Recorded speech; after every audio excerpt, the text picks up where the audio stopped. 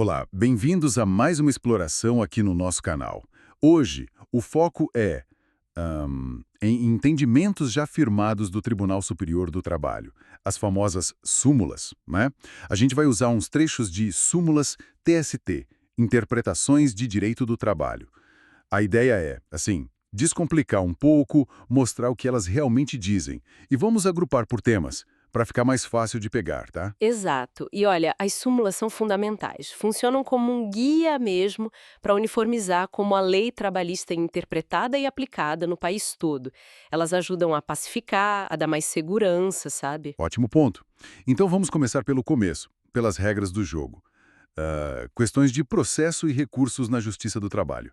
O que as súmulas dizem aí? Vamos lá. A súmula 214, por exemplo, ela diz que, normalmente, decisões no meio do processo, as interlocutórias, não dá para recorrer na hora. Tem que esperar acabar.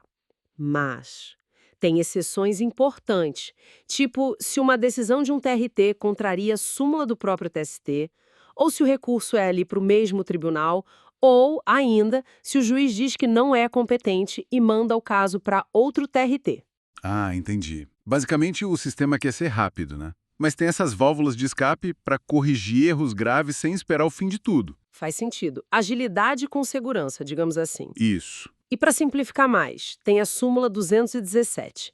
Ela diz que o credenciamento de banco para depósito recursal é fato notório, ou seja, não precisa ficar provando isso toda hora no processo. Já facilita. Menos uma coisa para se preocupar. Exato. Já a 218 é mais um bloqueio, digamos. Não cabe recurso de revista contra a decisão de agravo de instrumento.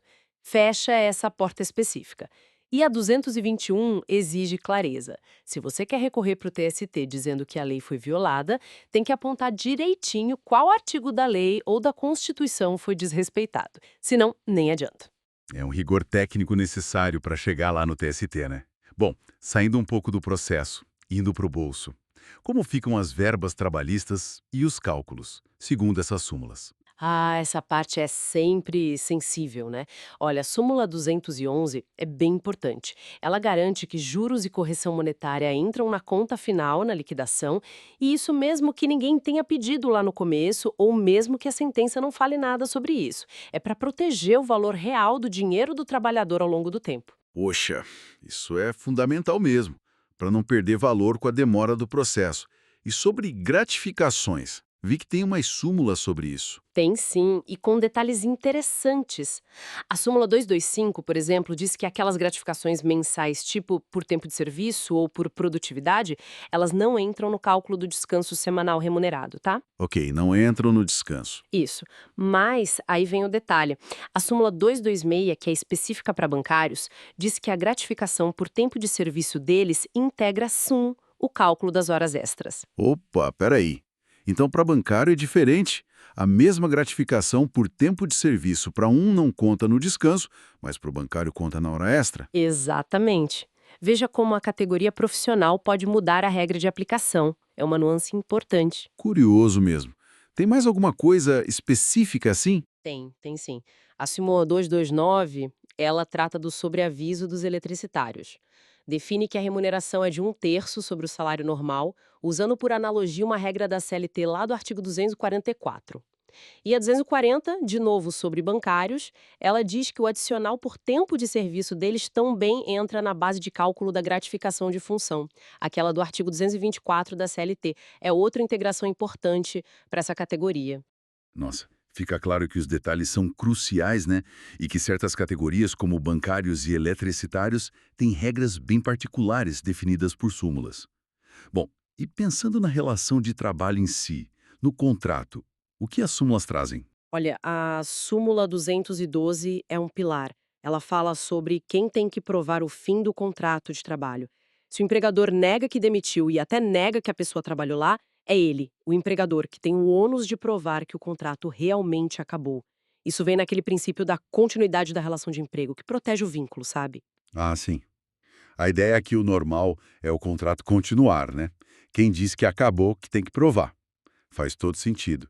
E sobre o aviso prévio? A súmula 230 é direta. É ilegal o patrão simplesmente pagar as horas da jornada reduzida do aviso prévio em vez de dar a redução de fato. Ou seja, não pode trocar o tempo livre por dinheiro. Exatamente. A lei quer dar tempo real para o empregado procurar outro emprego naquele período. Não é só uma compensação financeira. A ideia é proteger esse tempo de busca por recolocação. Entendido. Proteger o tempo. E para fechar, sobre enquadramento. Quem é considerado bancário para fins de direitos, por exemplo, em situações mais complexas? A súmula 239 trata de um caso específico disso. Ela define que o empregado de empresa de processamento de dados, sabe, de TI, que presta serviço só para um banco do mesmo grupo econômico, esse empregado é considerado bancário. Mesmo trabalhando numa empresa de TI. Sim, se for serviço exclusivo para um banco do mesmo grupo. Agora, se essa empresa de TI atender outros clientes, mesmo que sejam outras empresas do grupo, mas que não sejam bancos, ou se atender terceiros fora do grupo, aí a regra já pode não valer. Entendi. E isso muda tudo, né? Jornada, direito, sindicato. Muda tudo, define o enquadramento correto. Perfeito. Olha, passamos por processo, cálculos, contrato, enquadramento. Deu para ver como as súmulas do TST realmente trazem uma luz, uma direção para temas que são bem complexos e que aparecem todo dia na Justiça do Trabalho. Exatamente. E fica uma reflexão, né? Essas súmulas, elas não são de pedra. Elas mudam, são canceladas, outras novas aparecem. Essa dinâmica toda reflete as transformações no próprio mundo do trabalho, na tecnologia, na sociedade. Então, fica a pergunta no ar. Qual será o próximo entendimento que vai precisar ser consolidado ou revisto pelo TST, pensando nos desafios que a gente tem hoje e os que vêm por aí? Excelente reflexão para a gente terminar. Bom, agradecemos demais a quem nos acompanhou nessa análise. Se esse conteúdo ajudou de alguma forma, considere se inscrever aqui no canal e compartilhar também. Assim a gente leva essa informação para mais gente. Muito obrigado e até a próxima.